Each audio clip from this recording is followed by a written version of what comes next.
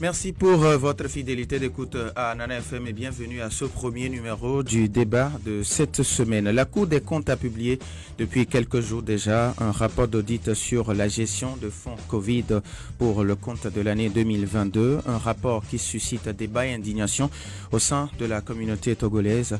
Nous abordons le sujet ce matin avec le président du Nouvel Engagement Togolais, M. Djeri Tama. Président, bonjour. Bonjour. Merci d'avoir accepté encore notre invitation. Comme vous le savez, c'est toujours un grand plaisir d'être sur ce plateau, surtout avec toi. 91 09 71 71 ou le 96 61 58 58. Les auditeurs ont la possibilité de réagir sur ces deux numéros à partir de 7h35 avec Stade Teko à la mise en onde. Je suis Norbert Djougadi. Bienvenue sur la plus belle dame de Lomé.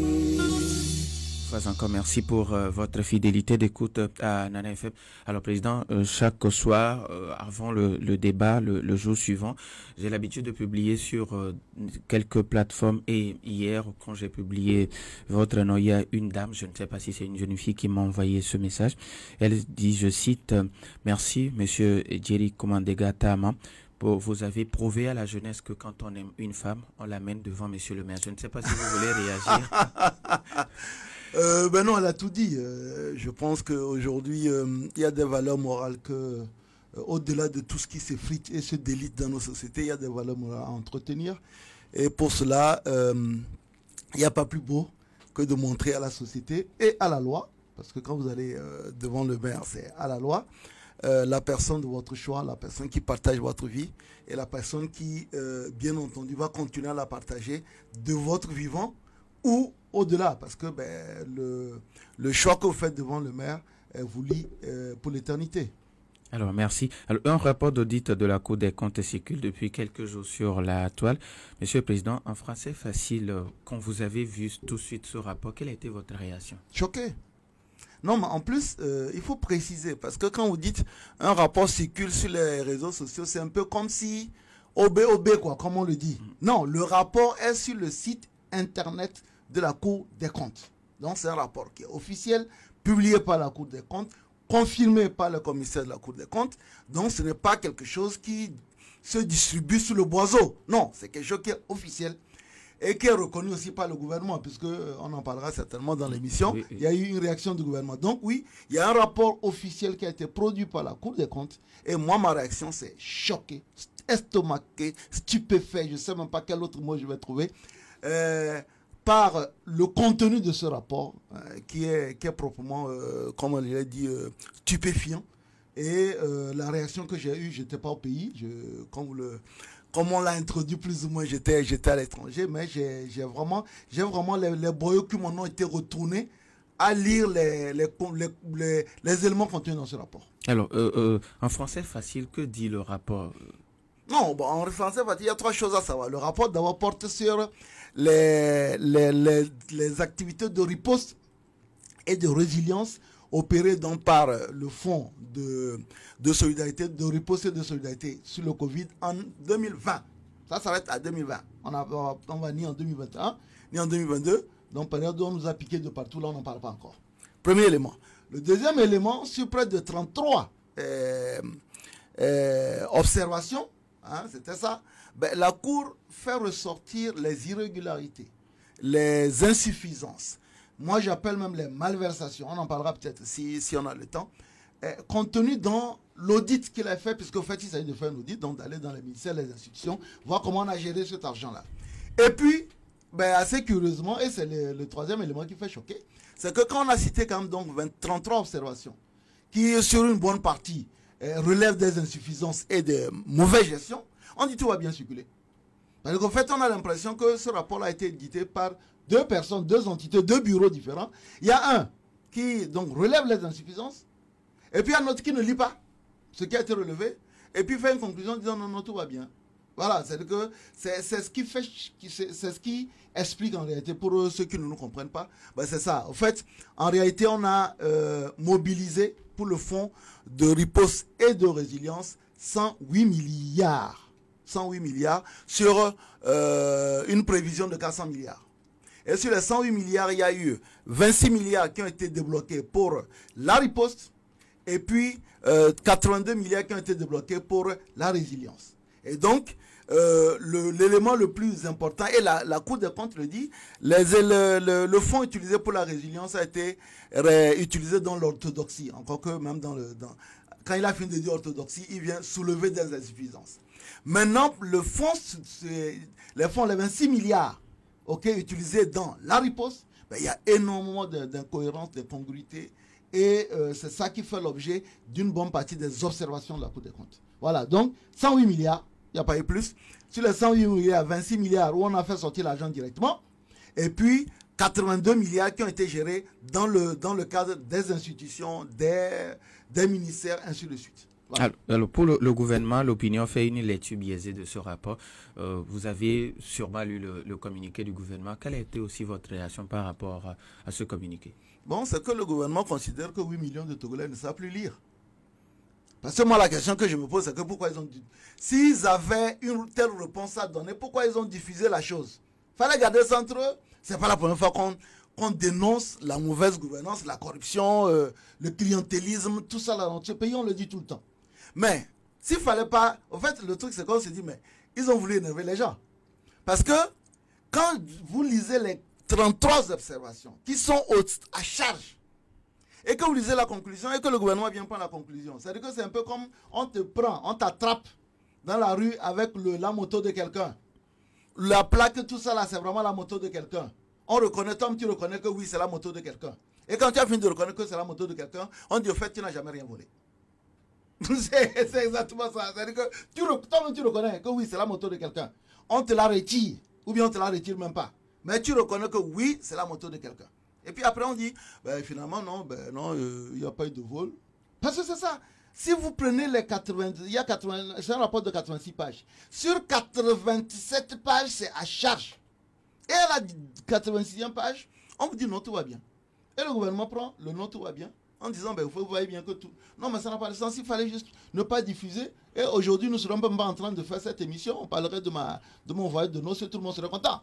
Mais là, c'est que on diffuse la chose, on énerve tout le monde parce que là, on demande aux Togolais de serrer la ceinture, on demande aux Togolais parce que il y a la vie chère, ainsi de suite. Et puis vous découvrez qu'en 2020, pendant que nous tous, on était en train de s'enfermer parce qu'on a dit que le Covid allait tous nous tuer, des gens profitaient quand même pour se mettre bien. Et ça, c'est pas bien. Alors, à l'Assemblée nationale, est-ce que vous allez interpeller les gens? Oui, bon, je vais interpeller. C'est-à-dire que bon, maintenant après, vous savez, la procédure parlementaire, c'est que tu interpelles et on te répond comme on veut. Aujourd'hui, à la limite, si ce n'est pas parce que nous voulons faire bien les choses et mériter notre salaire à l'Assemblée nationale, à la limite, on n'a même pas besoin d'interpeller, puisque ceux qu'on va interpeller disent que tout va bien. C'est ça, c'est-à-dire que, à la limite, on nous a coupé les herbes sur les pieds. Moi, je me disais que on va avoir peut-être même une conférence de presse du gouvernement en disant « Ah ben nous venons de découvrir des choses, on n'était pas au courant, et donc on va essayer de voir pourquoi on a pu faire par exemple un logo à 15 millions. » Moi, je vais devenir graphiste à cause de cette histoire-là. Parce que, honnêtement, un logo à 15 millions, je veux bien. Même si c'est 10 millions, là, je prends. Vous comprenez? Donc, on dit, ben, écoutez, voilà, on ne comprend pas, on aimerait bien comprendre. On va faire les enquêtes pour voir. Et s'il y a des endroits où l'argent a été perçu, alors qu'on ne le veut pas, on va demander à ce que cet argent-là soit restitué parce que c'est votre argent à vous et moi. Mais, donc, du coup, oui, à l'Assemblée nationale, moi, je vais faire des interpellations pour la forme, en espérant que peut-être d'ici là, les choses changent. Parce qu'on ne peut pas laisser passer ça. On nous paye, nous, pour contrôler l'action du gouvernement. Vous savez, je vais vous donner un exemple. En 2021, j'ai interpellé la ministre de l'économie numérique sur la gestion. Non, fin 2020. C'est même pas 2021, fin 2020. J'ai interpellé la ministre de l'économie numérique sur la gestion de Novici. Parce que, vous vous souvenez, en 2021, j'ai été l'un des rares députés à avoir pris les maigres sous que j'ai acheté des vivres et me promener de maison en maison pour distribuer. J'ai mis 9 millions dans cette histoire-là. Et donc, quand on dit que le gouvernement a mis 13 milliards, il dit, ben, j'aimerais bien voir comment vous avez fait. Parce que quand vous allez de gauche à droite, les gens vous disent, on n'a rien reçu. Partout, c'est-à-dire que les gens qui étaient éligibles vous disent, on n'a rien reçu. On dit, ben, expliquez-nous la chose. J'ai envoyé une interpellation. Bon, on m'a envoyé balader. On a dit, bon, on vous expliquera. Il y a l'INSIL qui vous donnera des réponses. Sinon, tout a été fait dans les normes de l'art. Et puis, c'est fini. Donc, en réalité, quand on parle d'interpellation parlementaire, c'est que vous posez une question, mais on vous répond quand on veut. Et une fois qu'on vous a répondu, c'est pas comme on est ici, si tu me parles mal, je te parle mal. Là-bas, c'est que quand tu as répondu, bon, on ferme le dossier, et puis on passe à autre chose. Donc, voilà, moi, je pense à mon niveau et au niveau du groupe parlementaire NSPDP, on va interpeller en espérant peut-être qu'on aura de meilleures réponses que celles qui ont été faites à la Cour des comptes. Sachant très bien que vous imaginez qu'il y a des ministres qui ont refusé même de répondre au truc qu'on demande de la Cour des comptes. Ce qui est normalement dans un autre pays, ça par exemple, ça vous donne droit à une démission. Parce que vous ne pouvez pas ne pas répondre à la Cour des comptes qui est chargée, bien entendu, de certifier la plupart des comptes de l'État. Alors, pour certaines personnes, le communiqué du gouvernement, c'est une communication en temps de crise. Quelle communication de crise? C'est parce que, bon, on ne veut pas tout de suite dire que oui, voilà, il y a ça, il y a ça. Qu'est-ce que quelqu'un les a forcés à communiquer? La Cour des comptes a sorti son affaire. Si vous n'êtes pas prêt, vous vous taisez. Ou bien vous dites, comme je le dis, la communication de crise, l'un des premiers éléments de la communication de crise, c'est la déviation. C'est de dire, ok, nous avons pris compte, nous allons voir exactement de quoi il s'agit. Mais c'est tout simple. Et là même, nous savons tous dans ce pays que les rapports n'aboutissent jamais, les enquêtes n'aboutissent jamais. Mais au moins, ça va faire l'impression qu'on nous respecte un peu, quoi. C'est-à-dire qu'au moins, on va dire, bon, ils se sont rendus compte que l'affaire là n'est pas bonne. Mais là, dire que tout va bien, c'est quelle histoire ça? Ça n'a pas de sens. C'est-à-dire que bon, c'est pour ça que je dis, quand on nous dit qu'on a mal lu, ça veut dire qu'on considère que nous, dans notre pays, on a l'un des taux de scolarisation les plus élevés du Togo. Quand nous envoie à l'école, on fait nos études, on a nos diplômes, tout ça, moi j'ai 2 masters. On fait tout ça, on revient, on apprend donc à lire et écrire, et puis on nous met un rapport de 86 pages, et après on dit non, vous avez mal lu. Ça, c'est comme Alors, Président, il y a cette autre information qui concerne la déclaration des biens et avoirs. Et pour l'opinion nationale, ça ne va rien donner. Ah oui, mais si on vous dit sur un rapport de 86 pages, avec tout ce qu'on a mis, qui n'a rien à voir, comment est-ce que vous pouvez avoir une confiance dans la déclaration des biens? Enfin, en termes de parallélisme, non, ça le fout mal. Parce que si on vous dit, il y a eu 26 milliards qui ont été utilisés dans le cadre de la riposte. Et la Cour des comptes même dit qu'il y a des irrégularités, qu'on a payé des gens, alors qu'ils étaient supposés travailler bénévolement. Qu'on les a payés. Et on ne sait même pas pourquoi un matin on paye quelqu'un 3 millions, le lendemain on lui paye 200 000, ainsi de suite, qui n'a absolument aucune justification. Que, en faisant le benchmark, parce que c'est ce que la Cour constitutionnelle dit. La Cour constitutionnelle dit, nous avons fait notre étude en faisant le benchmark. Le benchmark c'est quoi? Pour les auditeurs, parce que ça c'est gros français, on a l'impression que c'est quelque chose. C'est comparaison. C'est-à-dire que nous comparons une prestation, je prends le cas par exemple du logo, nous comparons les prix qui se font dans le pays et les prix qui se font dans la sous-région. Et à partir de là, nous évaluons si est-ce que c'est correct ou pas. Je vous donne un dernier exemple. Quand on a fait le PND, on a lancé un concours du logo du PND. Et c'est des gens qui ont concouru à travers l'Afrique.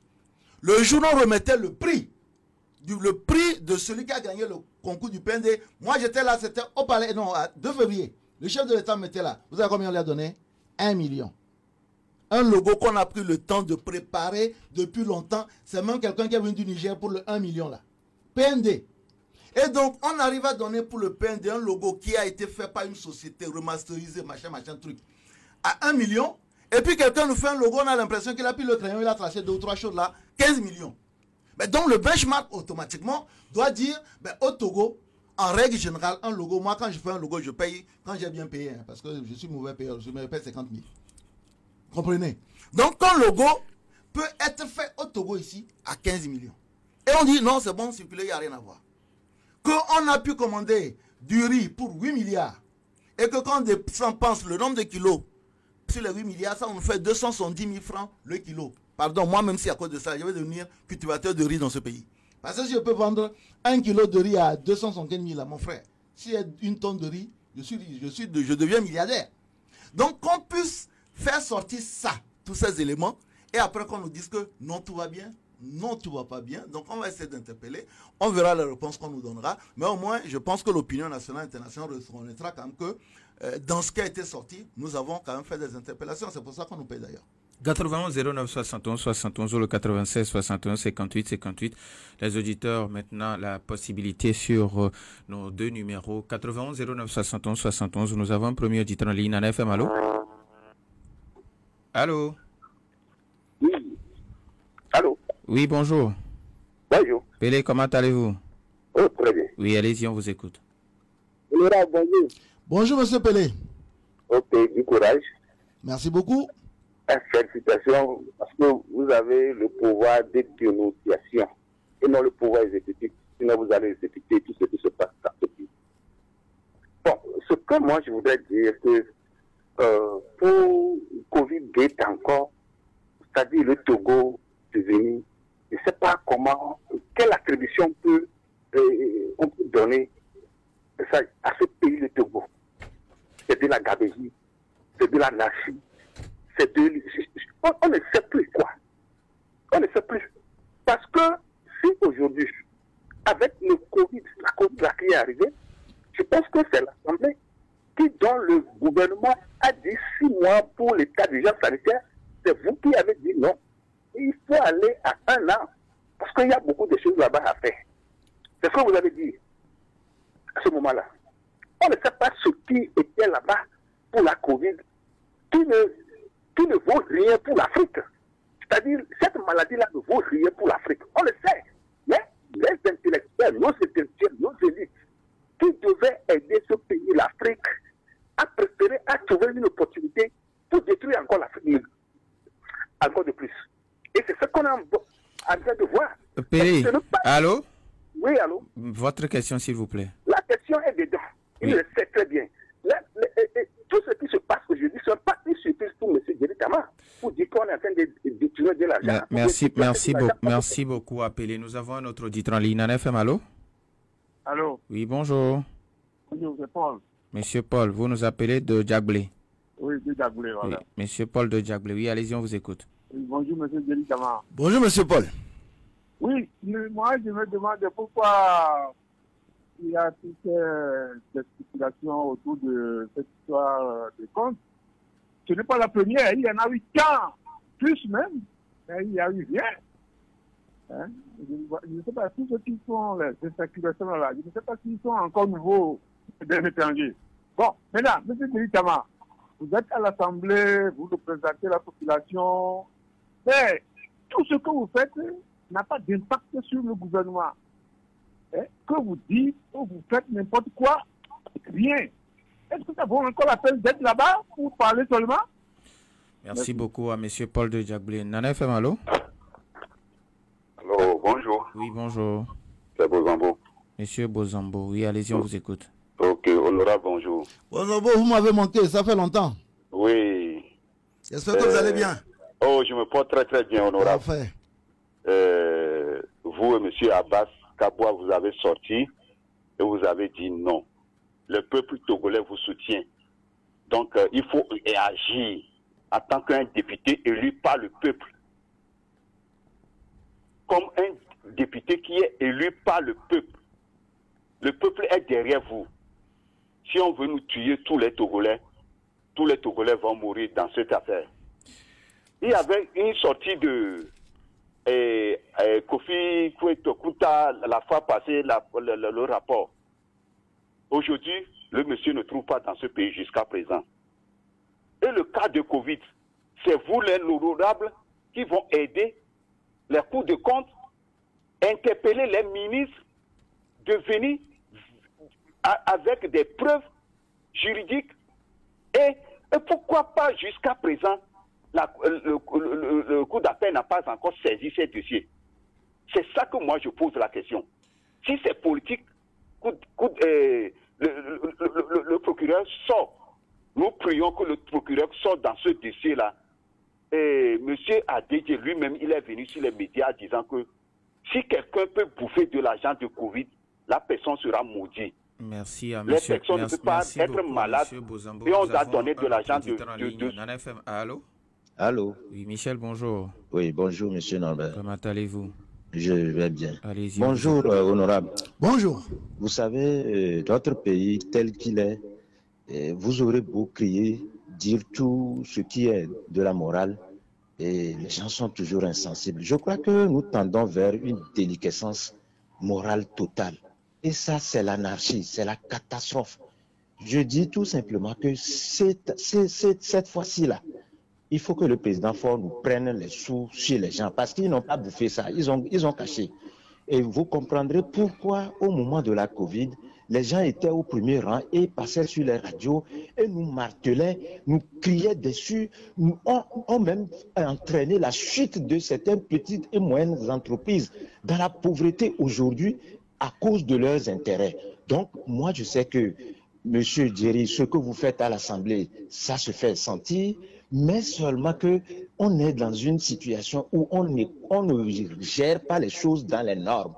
Parce que les normes, c'est que quand on vous interpelle, vous devez réagir. Et un ministre se croit plus puissant qu'un député ou bien que l'Assemblée nationale. Vous imaginez? Merci. Et donc, moi, je dis tout court que c'est le président fort qui doit taper sur la table et nous récupérer tous ces sous volés par ces voyous-là, ces bandits-là. Merci à Michel. Nous avons notre auditeur. Nana FM, allô? Bonjour. Allô, bonjour, monsieur Basile. Oui, comment vous allez? Ça va bien. Éloignez-vous un peu de votre poste récepteur, s'il vous plaît. Merci. Ça va? Oui, ça peut aller. Oui. Ah non, je salue l'invité. Bonjour, monsieur. Ah non, c'est pour vous dire que je ne sais pas pourquoi tout le monde s'embrouille à propos d'un rapport. La route Lomé-Vauban en point dépasse ça. Mais qu'est-ce que vous aviez vu? Ce sont les ministres de notre État qui étaient à la base de ça. On a voulu même épingler ceux qui ont voulu sortir la tête dans ça. Parce que, un truc de combien vous parlez de 39 milliards ou bien quelque chose comme ça. Moi, je ne sais pas pourquoi vous vous gênez pour ça. Non, ça ne donne rien. La réaction a été quand même une réaction que quand même que vous tous vous avez vu, qu'il n'y a rien eu du tout. Comme quoi on ne scie pas l'arbre sur la branche sur laquelle on est assis. Merci beaucoup, ami Basile. Nana FM, allô? Oui, allô, bonjour. Masda Dido Gomé, bonjour.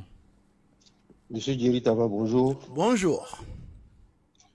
Pour moi, le gouvernement togolais, vis-à-vis de la justice, à 3 vitesses. Le gouvernement avance à 3 vitesses. Les voleurs de canards et de poules sont systématiquement en prison. Ça, c'est la première vitesse. La deuxième vitesse, les voleurs de fonds publics ne sont pas inquiétés. Et pire, ces mêmes voleurs, des fois, ils sont même encouragés. C'est ce que je suis en train de trouver dans le cas de Covid-19 et le rapport de la Cour des comptes. Il y a Apulsia. Moi, je me demande à quoi ça sert. Covid vient de nous démontrer que c'est la pagaille. Il y a la route de Lomé-Vauban. Il y a les fonds de la Cannes, 2015, je pense, je ne sais plus quelle année. J'ai 2 questions à M. Djeri Tama. Oui.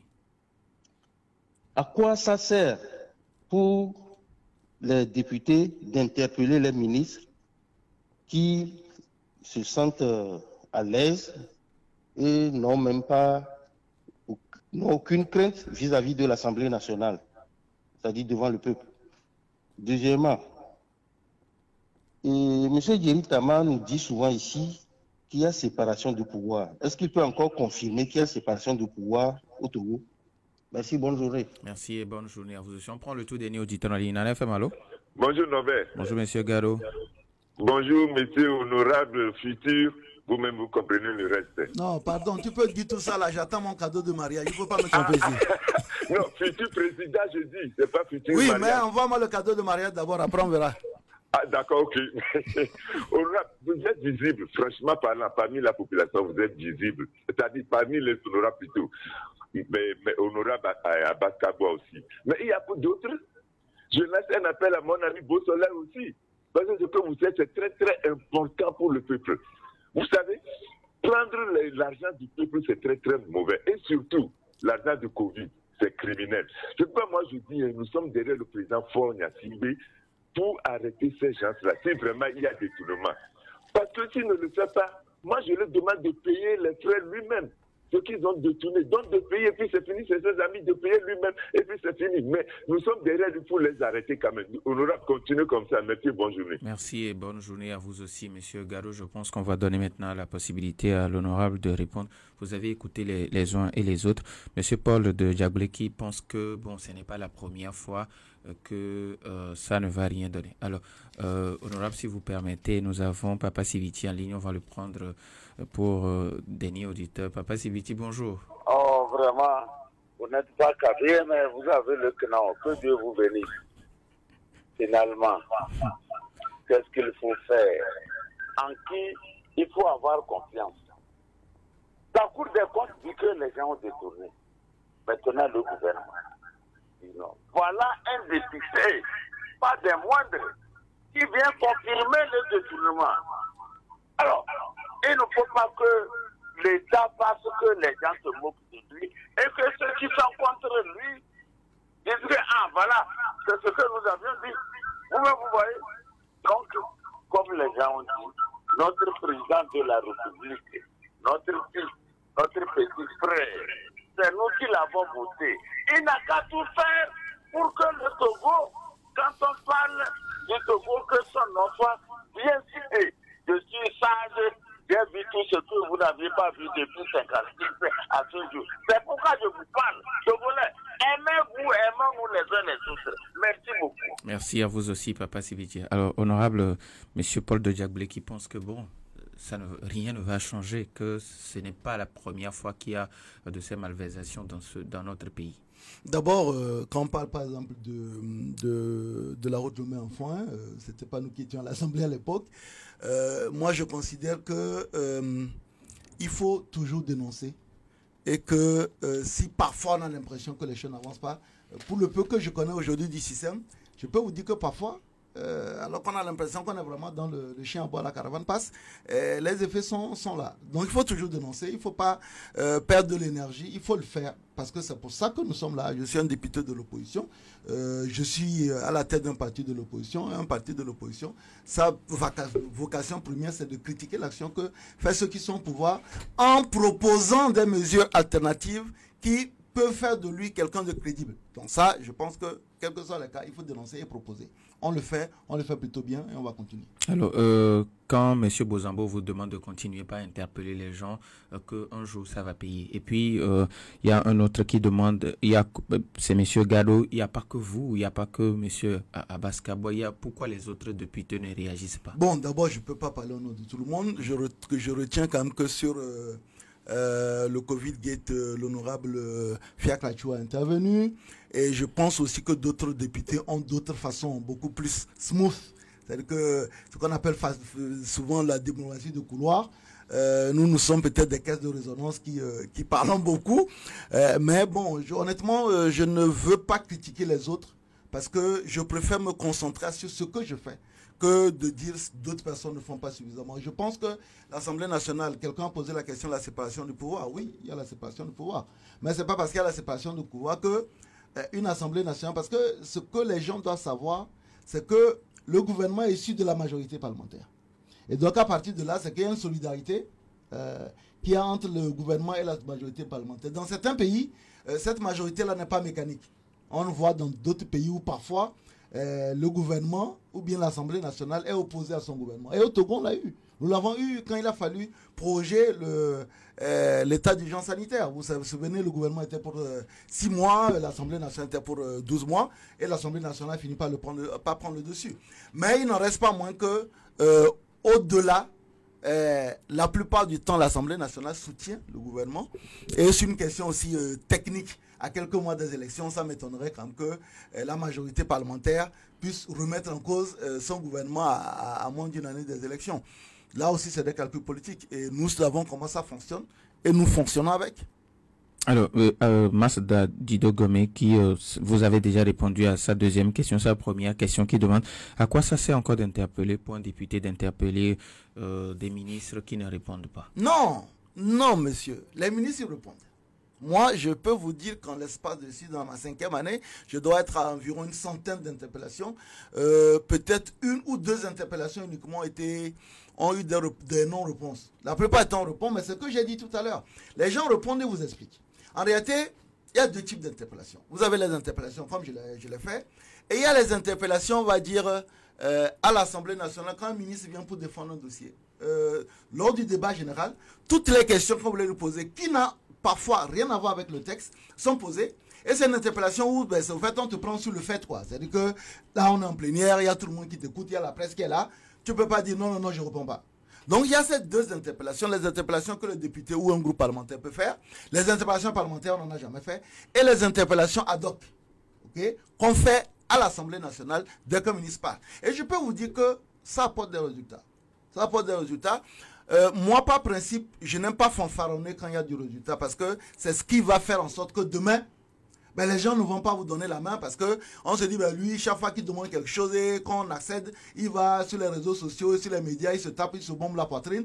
Donc, si c'est comme ça, la prochaine fois, on ne fait pas. Parce que, quel est le sens de votre interpellation? C'est l'amélioration soit des conditions de vie des populations ou bien de la gouvernance. Et quand vous obtenez des résultats, la simple satisfaction que vous avez, c'est la satisfaction personnelle et morale d'avoir fait évoluer les choses. Donc non, il faut continuer à interpeller parce que ça fait bouger les choses. Ça fait énormément bouger les choses. Aujourd'hui, beaucoup de ministres vous disent, quand on vient à l'Assemblée, on est obligé de bien préparer nos dossiers parce qu'on sait que les députés là ne laissent rien passer. Et c'est une bonne chose. Donc oui, il faut continuer à interpeller.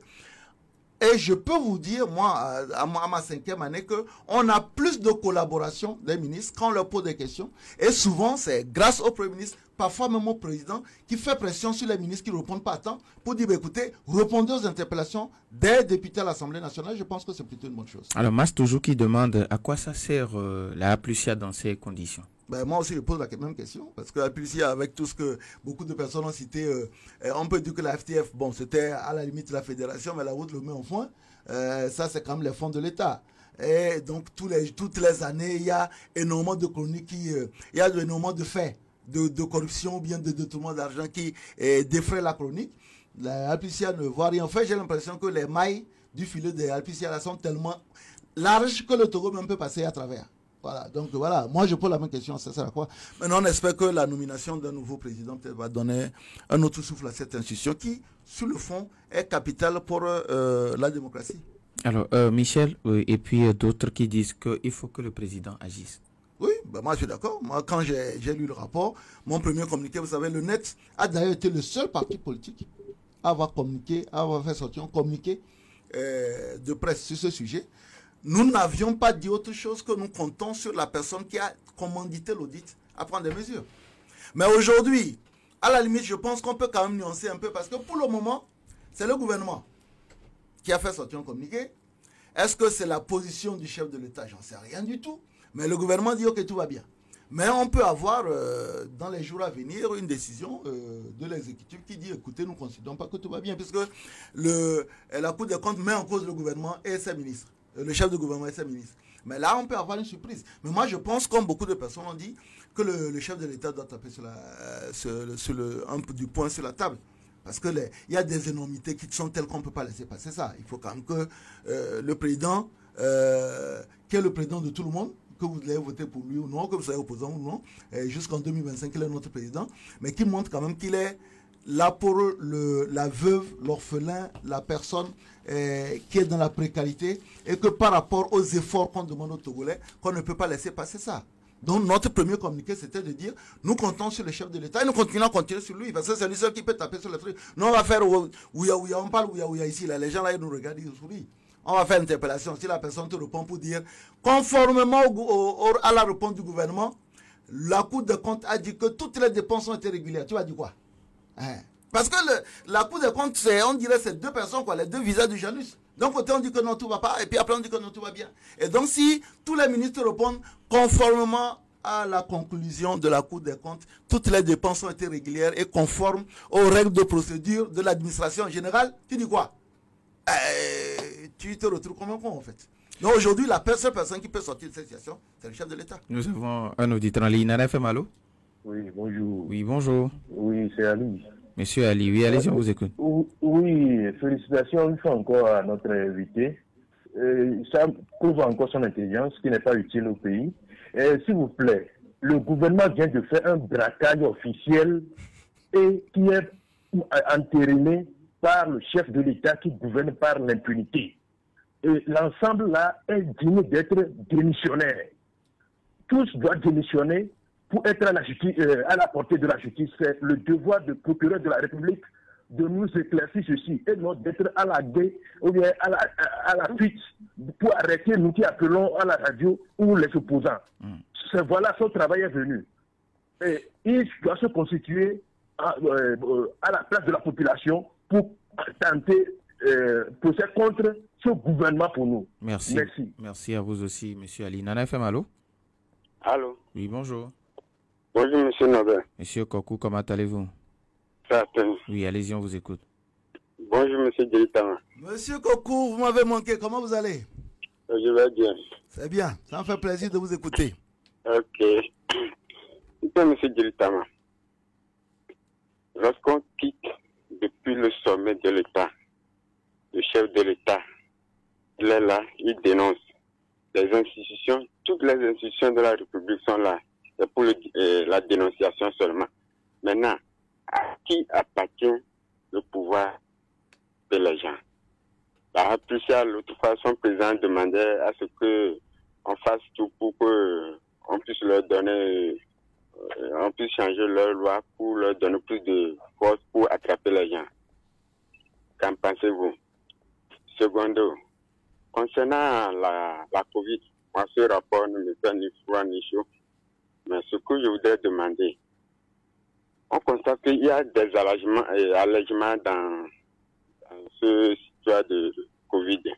Mais nos frères qui sont en prison, ils ne bénéficient pas de cet allègement. C'est 3 jours de visite qu'on leur a donné quand Covid est arrivé. Mais si vous prenez les 3 jours, lundi, mercredi, vendredi, qui sont des jours de travail, vous n'êtes pas libre pour aller rendre visite à vos parents qui sont à la prison. Au jour d'aujourd'hui, qu'en pensez-vous à nos frères qui sont en prison? Merci beaucoup à M. Kokou. Je pense qu'on va prendre le tout dernier. Nana FM, allô? Allô? Oui, bonjour. Bonjour, monsieur. Oui, votre nom, s'il vous plaît? Oui, c'est l'évangéliste Adjelou Firmin. Monsieur Firmin, oui, allez-y, on vous écoute. Oui, je tiens à remercier le député Djelitama.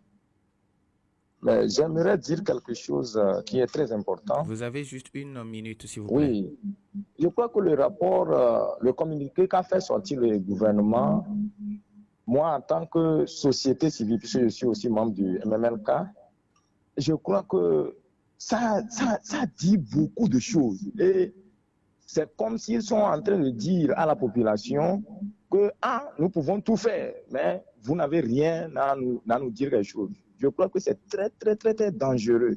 Et je ne sais pas ce que nous apprenons à nos enfants par rapport à ce qu'ils ont fait comme communiqué. Donc, j'interpelle les députés à l'Assemblée. Quand même, la société civile aussi fera quand même sa part, mais que les députés aillent encore plus loin par rapport à ce problème. Sinon, ça portera encore des coups à la population. Merci beaucoup. Merci à vous aussi, M. Firmin. Alors, honorable, quand M. Ali dit que le procureur de la République doit s'auto-saisir. Bon, est-ce que le procureur de la République doit s'auto-saisir? Le procureur de la République s'auto-saisit si on reconnaissait qu'il y a des manifestations, mais quand on dit que tout va bien. Et le pire, c'est que ce n'est pas uniquement le gouvernement qui dit que tout va bien, c'est la Cour des comptes qui soulève quand même beaucoup de lièvres, et après il dit non, il n'y a pas de gibier. Mais c'est un peu ça ce qui est curieux. Donc du coup, aujourd'hui, je pense, le pasteur vient de parler tout à l'heure, oui, la société civile, à la limite, dans beaucoup de pays, c'est la société civile qui enclenche. Que ce soit aujourd'hui, quand vous regardez ce qui se passe au Sénégal, c'est beaucoup plus la société civile qui enclenche. C'est-à-dire qu'aujourd'hui, des gens peuvent se constituer en partie civile et porter plainte. Quelqu'un qui considère qu'il a par exemple eu des effets collatéraux sur la lutte contre le Covid et qu'aujourd'hui, il considère que vu que les fonds n'ont pas été gérés de façon orthodoxe, il peut porter plainte. Mais maintenant, le procureur de la République, à partir du moment où le gouvernement dit que tout va bien, il est très difficile pour le procureur de la République de s'auto-saisir. Sauf si, bien entendu, des gens agissent en partie civile. Alors, M. Kokou, qui pense que la Russie n'a pas le pouvoir d'agir, et toutes les institutions disent que nous n'avons pas le pouvoir d'agir. Maintenant, il demande à qui appartient vraiment. Non, en fait, c'est pas ça. La Russie a comme la Cour des comptes la possibilité de faire des rapports. C'est-à-dire que il ne faut pas que la Russie se substitue à la justice. Attention, on a quand même un pouvoir judiciaire qui existe. On ne va pas donner matière à la Russie à tout dire. Vous allez aller interpeller les gens. Mais maintenant, une fois que la Russie a fait ce rapport et l'a soumis, en ce moment-là, on parlait tout à l'heure du procureur. Le procureur peut, sur la base des rapports de la Russie, enclencher une procédure judiciaire. Mais l'ennui, c'est que depuis que la Russie est là, pour le moment, un rapport, voilà, on n'a rien sur la main. Voilà, donc le truc c'est que d'abord qu'ils fassent le premier travail à faire sortir des rapports comme la Cour des comptes vient de le faire, en disant voilà, nous avons investigué, même sur la base de ce que la Cour des comptes vient de sortir, nous avons investigué, nous avons trouvé qu'il y a telle chose et nous soumettons ce rapport. En ce moment-là, on peut dire, ben, pourquoi le policier qui est chargé, bien entendu, de trafiquer et de traquer toutes ces malversations, pourquoi le rapport de la police est là et personne ne fait rien? Donc pour moi, je pense qu'il faut d'abord qu'on ait un rapport et en ce moment-là, on peut crier. Alors, honorable, il y a un auditeur qui me demande, est-ce qu'aujourd'hui vous êtes prêt à s'y prêter à cet exercice de déclaration de biens et des avoirs? Moi, de toute façon, je mets bien là, même s'il y avait même pas ça, tout le monde, je peux même demain, si vous voulez, sur ma page, vous dire ce que j'ai. Heureusement, je n'ai pas grand-chose. Donc oui, non, c'est pas... Le truc, c'est que nous tous, nous savons, que quand c'est l'affaire de la déclaration de biens, beaucoup de personnes n'ont rien en leur nom. Quand tu as quelque chose à dissimuler, tu mets ça sur le nom de tes enfants, de ta femme, de ta troisième épouse, ainsi de suite. Donc, déclaration de biens, là, vous allez voir, les gens vont vous dire qu'ils ont 2 cuillères et 3 fourchettes. Voilà. Maintenant, est-ce que ça va changer probablement quelque chose? Je vous dis, mais quand on regarde le rapport et le traitement qu'on en fait, moi, je ne vois pas ce qui va changer avec la déclaration des biens. Vous pensez que quelqu'un va vous dire que lui, sur combien de milliards qu'il a commandé, qu'il a déposé 5 milliards quelque part, il est fou? Donc, non, c'est une opération de communication, de marketing politique et puis c'est tout. Il nous reste pratiquement 2 minutes. On sait que l'année 2023, c'est une année électorale. Au niveau du net, comment est-ce que vous vous préparez déjà? Non, mais vous savez, le processus a commencé. On aura 2 élections, les régionales. J'aimerais que vous m'invitiez un jour pour qu'on parle des élections régionales parce que les gens ne comprennent pas cette histoire-là.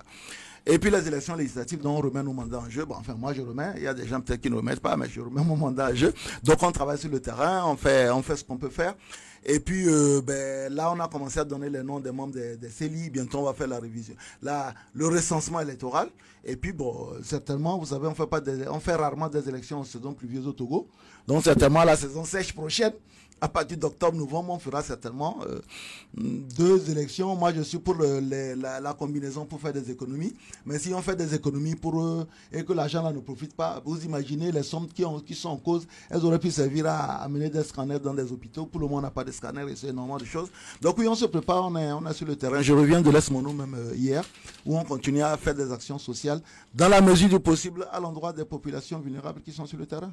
Alors, si vous avez un message à l'endroit de ces populations, parce que vous avez juste 30 secondes. Non, je n'ai pas un message à l'endroit de ces populations, j'ai un message à l'endroit des forces de défense et de sécurité. Aujourd'hui, le gouvernement a fait le choix, c'est un choix volontaire, de ne pas communiquer sur les victimes, de ne pas communiquer, parce que on considère qu'en communiquant sur les victimes, ça donne du grand amour aux terroristes. Mais aujourd'hui, vous savez, quasiment tous les jours, on a des victimes des attaques terroristes dans la région septentrionale, autant les militaires que les civils. Et donc, mon message, c'est d'abord apporter tout mon soutien à nos vaillants militaires qui se battent pour que nous, on puisse continuer à circuler dans ce pays en paix, que ce soit à Lomé ou dans les villes intérieures. Donc voilà, je veux vraiment exprimer tout mon soutien à ces vaillants militaires et aussi apporter toute ma solidarité aux populations de la région septentrionale. Elles souffrent énormément, elles ont été déplacées, aujourd'hui elles se retrouvent pour certains dans des conditions terribles.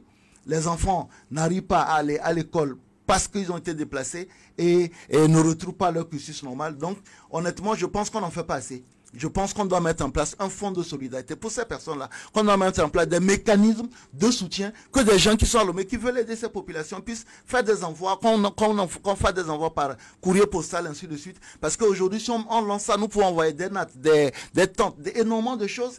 Pour le moment, cette solidarité-là n'existe pas et honnêtement, j'en suis très frustré. On doit pouvoir exprimer notre solidarité à nos 20 populations de la partie septentrionale du pays. Nous disons merci à M. Djerita, président du Nouvel Engagement Togolais. Merci également à vous, chers auditeurs, pour votre fidélité d'écoute à cette émission et à Nana FM. Merci à Stan Teko pour la mise en onde. Merci également à Maïmouna Hassan pour derrière la caméra pour la page YouTube. Je suis Norbert Djouadi. Bonne suite de nos programmes.